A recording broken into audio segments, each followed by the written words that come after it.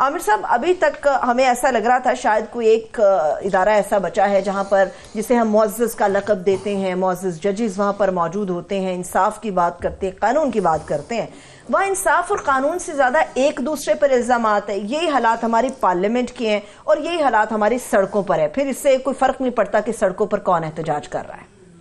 ये एक जुज़ है जो इस वक्त अदलिया में मारकुटाई शुरू हो गई है कि कोई वहाँ पे अब शर्म, तो पहले ये अल्फाज कहते हुए अदलिया के मतलब, जजों के मतलब हम डरते थे, उनका ये एक दहशत थी, उनका एक तशख़्ख़ुस था।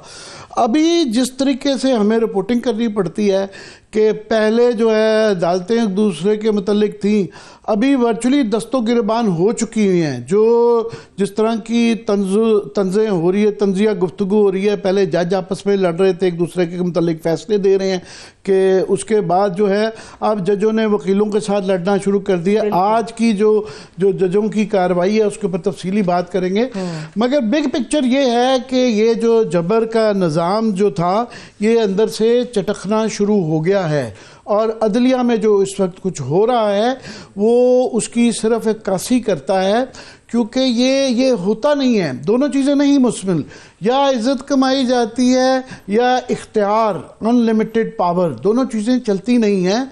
वही असल पावर होती है जिसके साथ बाइज़्ज़त जो हो। तो यहाँ ये मजहबी लेने आप आइनी अदालतों के और 26वें आइनी तरमीम जो है उसका बुनियादी मसला, बुनियादी खराबी क्या है?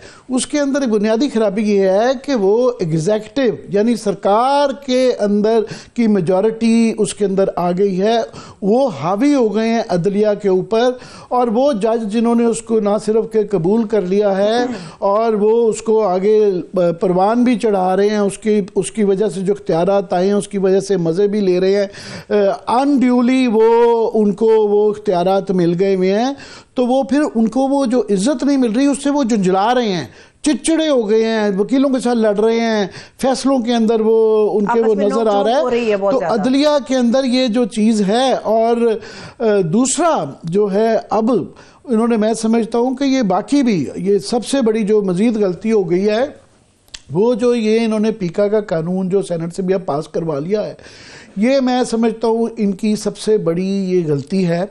और वो गलती इनसे मज़ीद इसलिए होती जा रही है कि ये एक सिलसिला चल रहा था और ये कामयाब होते जा रहे थे। आपने देखे पिछले 2-2.5 साल में क्या कुछ नहीं रहा, लोग मारे गए, उठाए गए, उनके साथ क्या कुछ कोई चार दीवारी का कोई तहफ़्फ़ुज़ नहीं रहा। बिल्कुल जो है पंजाब पुलिस को ख़ास तौर पे, मैं पुलिस नहीं कहता उसको पुलिस कहता हूँ, तो वो पुलिस को जिस तरीके से इस्तेमाल किया गया तो उसके अंदर कोई ब्यूरोक्रेसी की जो है ना कोई तशक्कुस नहीं रह गया। तो उसके वो कामयाब, मगर वो they got away with it, वो कामयाब होते जा रहे थे। उसके बाद 8 फरवरी का फैसला आया, उसके बाद जो उससे पहले ये आते रहे, इलेक्शन करवाना मुश्किल हो रहा था, 90 दिन के नहीं आए, वो साल तक इल्ज़ाम चला। फिर 8 फरवरी का से भी उसके साथ भी वो भी करने में कामयाब हो गए। उसके बाद भी जो कुछ होता रहा वो कामयाब गए, गोलियां चल गई। तो अभी वो उससे इनकरेज होके किए जा रहे थे। अब मेरा ख्याल वो जो आवाज़ आती है ना कि बस काफ़ी हो गई, तो ये मैं समझ रहा हूँ उस ऑनस्लॉट के आगे ब्लॉकेड आ गया अब, और वो ऑल अक्रॉस माशरे की तरफ से आ रहा है, वो अदलिया में से भी आ रहा है, वकला में भी जो तकसीम थी वो महदूद होती जा रही है, उनकी तरफ से भी आ रहा है। उसके बाद मैं अपने साफ़ी भाइयों पे तो आता हूँ कि ये जो इन्होंने एक फाश गलती की है जो इनको उल्टी पड़ जाएगी। दूसरा जो पीटीआई की तरफ से अब जो लेटेस्ट आ गया है कि उन्होंने 8 फरवरी की जो कॉल एहतजाज की दे दी है, मैं जुनेद अकबर साहब को दे रहा हूँ। एक तो उन्होंने पूरी टीम बदल ली है। पहले ये जो रहता था कलीमीन गंडापुर, क्योंकि उनकी एक मुश्किल नौकरी थी कि वो चीफ मिनिस्टर भी थे, चीफ मिनिस्टर के तौर पर उनकी जिम्मेदारी भी थी कि लॉ एंड ऑर्डर को कंट्रोल करें। तो जब वो खुद लीड कर रहे थे तो एक वो क्वेश्चन था, वो मेरे ख्याल वो इन्होंने अब वो तब्दील कर दिया, पूरी टीम ही बदल दी है। अब पंजाब में नहीं हो पा रहा था, हमाद की जो है की होगी, मगर उनकी लिमिटेशंस थी।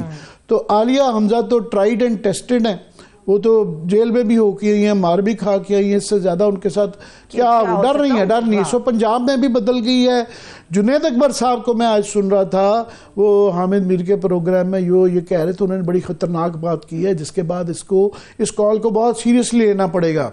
वो उन्होंने कहा है कि जनाब आप केपी से अगर हमारे लोगों को यहाँ आने नहीं देंगे तो हम पंजाब से जो केपी में लोग जाते हैं उनको भी नहीं आने देंगे, हम भी रास्ता बंद करेंगे। ये बात हो रही है कि दो सूबों के अंदर तो अगर ये आमदोरफ्त रुक जाती है, ट्रैफिक वो ब्लॉक करते हैं कि जी आप पंजाब, ये तो बहुत खतरनाक बात है। और वो उनकी उसमें है कि जी उनको भी नहीं रोका जा सकता। हाँ। उनको भी नहीं रोका जा सकता।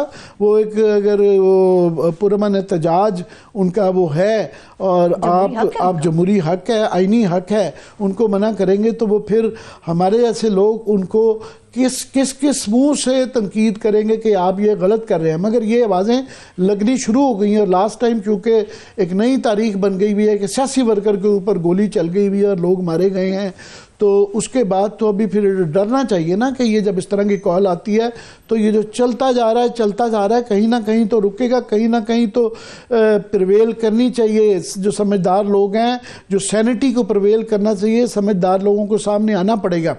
बाकी अब जो है आज सहाफ़ियों का इन्होंने मजा देख लिया है पूरे पाकिस्तान में जो है तमाम। मैं सिर्फ ये इंट्रोड्यूस करा दूं कि आप अपना तजिया प्लीज कंटिन्यू कीजिएगा।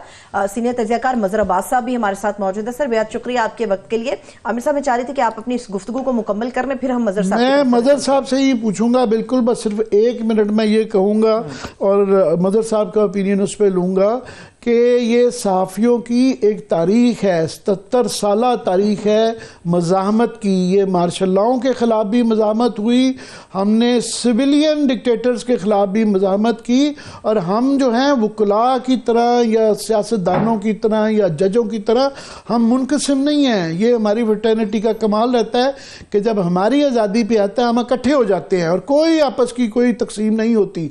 और आज उसका नज़र आ गया कि पूरे पाकिस्तान में तमाम बड़े शहरों में हर छोटे कस्बे में एक प्रेस क्लब होता है और वहां भी ये चीज नजर आई।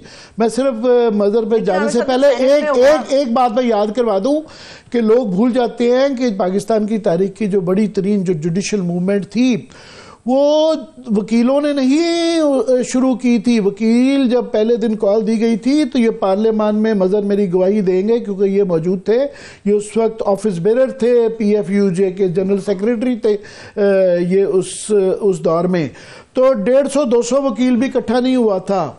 उसके बाद सहाफ़ियों ने कॉल दी थी और ये मजहर अब्बास जैसे लोगों ने यहाँ पे एक अपना कैंप लगाया था। बेनज़ीर साहब वहाँ से आई थी, तो सहाफ़ियों की उस कॉल के बाद वो मूवमेंट कामयाब हुई थी।